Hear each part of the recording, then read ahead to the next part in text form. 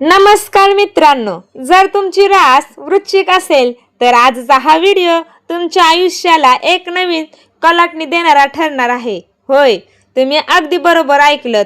तुमच्या कुंडलीत एक असा महासंयोग बनत आहे जो तुमच्या आयुष्यात पैशांचा पाऊस पाडू शकतो. तुमच्यासाठी ही किती मोठी खुशखबर आहे हे तुम्हाला ऐकून कळालंच आहे. कारण तुमच्या जीवनात तुम्ही एवढे संकट झेलले आहेत, लोकांचे एवढे बोलणे तुम्ही झेलले आहेत की त्यांच्यामुळे तुम्हाला खूप त्रास झाला आहे. गेल्या अनेक दिवसांपासून तुम्ही ज्या आर्थिक तणावातून जात आहात, जे कष्ट तुम्ही उपसत आहात, त्या सगळ्यांना कष्टाचे फळ मिळण्याची वेळ आता आली आहे. तुमच्यासाठी नवीन संधी आणि प्रचंड मोठ्या धनलाभाचे योग खरोखरच जुळून आले आहेत का, की ही फक्त एक अफवा आहे? तर आज आपण या व्हिडिओमध्ये केवळ वरवरच्या गोष्टी सांगणार नाही, तर ज्योतिषशास्त्राच्या आधारे ग्रहाच्या स्थितीनुसार आणि तुमच्या राशीच्या बदलत्या नशिबानुसार पूर्ण हा छोटासा सखोल विषय आणि विश्लेषण करणार आहोत. हा व्हिडिओ शेवटपर्यंत पाहिलात तर तुमच्या आयुष्यातील गरिबी आणि पैशांची चणचण कायमची दूर होऊ शकते. चला तर मग जाणून घेऊया तुमच्या नशिबाचे बंद कुलूप कधी आणि कसे उघडणार आहेत. मित्रांनो, वृश्चिक राशीचा स्वामी मंगळ आहे. मंगळ हा ऊर्जा, धाडस आणि भूमीचा कारक मानला जातो. जेव्हा जेव्हा मंगळ आणि गुरु किंवा शनीची स्थिती अनुकूल होते तेव्हा वृश्चिक राशीच्या लोकांचे नशीब पलटते. गुरुची कृपा कशी होते?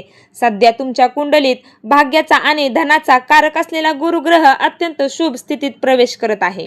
गुरुग्रहाची ही दृष्टी तुमच्या आर्थिक उत्पन्नाचे मार्ग मोकळे करेल.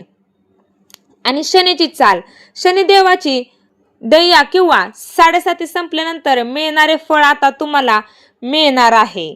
जुने अडकलेली कामे आता वेगाने पूर्ण होतील आणि प्रत्येक संकट कायमचं दूर होईल.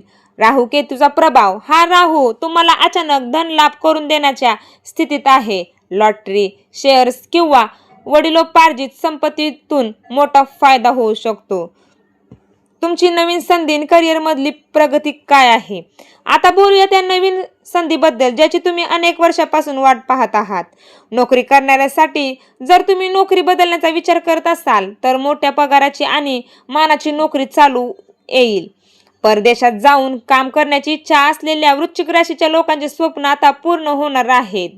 व्यापाऱ्यांसाठी व्यापार आणि व्यवसाय अभूतपूर्व वाढ होईल. जर तुम्ही नवीन व्यवसाय सुरू करू इच्छिता तर हा काळ सुवर्ण काळ आहे. नवीन भागीदार म्हणजेच पार्टनर्स मिळतील जे तुमच्या व्यवसायाला उंचीवर घेऊन जातील आणि तुमची प्रगतीचे पाऊलवाट मोकळे होतील. गुंतवणूक म्हणजेच इन्व्हेस्टमेंट, रिअल इस्टेट, शेअर्स किंवा सोन्यामध्ये केलेली जुनी गुंतवणूक आता तुम्हाला दुप्पट किंवा तिप्पट परतावा देणार आहे. धनलाभाचे मोठे योग आणि उपाय. तर मित्रांनो, एक गोष्ट लक्षात ठेवा, नशीब जरी सोबत असले तरी कर्म आणि योग्य उपायांची जोड द्यावी लागते. हा धनलाभ अधिक मोठा करण्यासाठी आणि आलेल्या संधीचा पूर्ण फायदा घेण्यासाठी तुम्हाला काही सोपे उपाय करावे लागणार आहेत. पहिला उपाय, दर मंगळवारी हनुमान चालीसाचे वाचन करा आणि हनुमंताला बुंदीचा प्रसाद चढवा. यामुळे मंगळ ग्रह मजबूत होईल. दुसरा उपाय, गरजू लोकांना अन्न किंवा तांब्याच्या वस्तू दान करा. तिसरा उपाय, पैशांचा अपव्यय टाळा. पैसा आला की तो योग्य ठिकाणी गुंतवा. फालतू खर्च करू नका, कारण आलेली लक्ष्मी टिकवणे हे सुद्धा एक कसब आहे.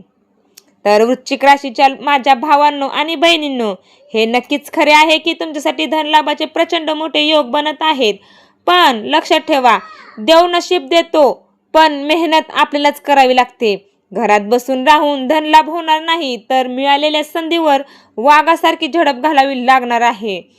तुमचा स्वतःवर विश्वास असेल तर या काळात तुम्ही जे काही कराल त्यात तुम्हाला यश नक्की मिळेल. तर वृश्चिक राशीच्या माझ्या भावांनो आणि बहिणींनो, हे नक्कीच खरे आहे की तुमच्यासाठी धनलाभाचे प्रचंड मोठे योग बनत आहे. पण लक्षात ठेवा, देव नशीब देतो पण मेहनत आपल्यालाच करावी लागते. घरात बसून राहून धनलाभ होणार नाही, तर मिळालेल्या संधीवर वाघासारखी झडप घालावी लागणार आहे. तुमचा स्वतःवर विश्वास असेल तर या काळात तुम्ही जे काही कराल त्यात तुम्हाला यश नक्की मिळेल.